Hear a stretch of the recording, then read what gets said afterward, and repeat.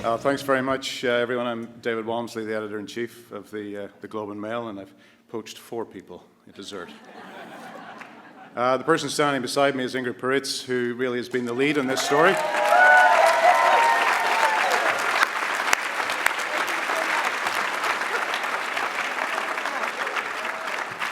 And Ingrid's going to take a few minutes to settle herself, and then she will speak, but I'll fill the dead air, as they say, in between.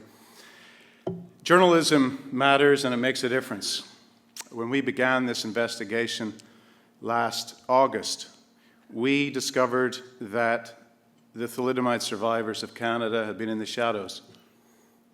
And it was clear there was no lever politically or in business terms that was going to bring them out of the shadows. It required the power of the Fourth Estate. There were 97 thalidomide survivors in August, and today there are 92. The speed of the decision was essential.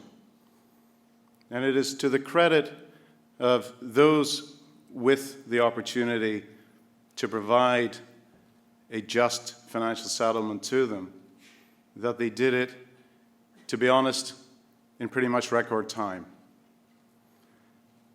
The lesson of all of this is that journalism is the force that must be used against the rigidity of bureaucracy. And the principles of investigative journalism are threefold. The first one is that there's a moral and ethical objective. The second one is that we are utterly relentless in our pursuit.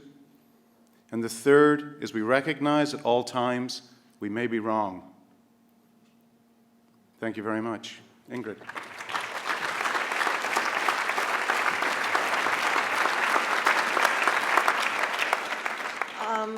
I'd like to thank you very, very much for this recognition, this honor.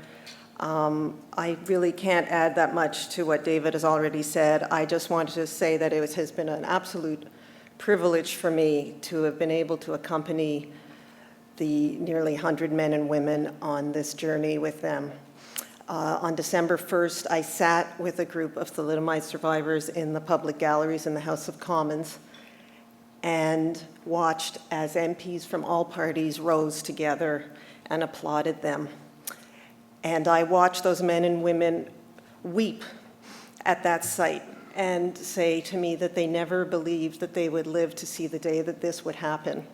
And in homes across Canada, I was told that survivors and parents, those who still had parents who were alive, wept as well, because they felt that after all those years in the shadows, Canadians were recognizing them.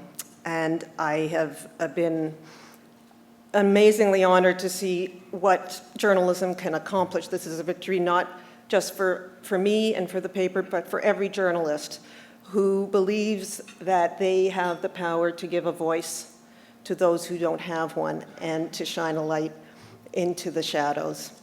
I would like to also pay tribute to those men and women at the heart of this story. I owe them a great debt. They allowed me to, as I say, accompany them, and through them, I was able to witness unbelievable strength, courage, and perseverance, as well as great dignity. I'd like to thank them and thank you all for this recognition. Merci beaucoup.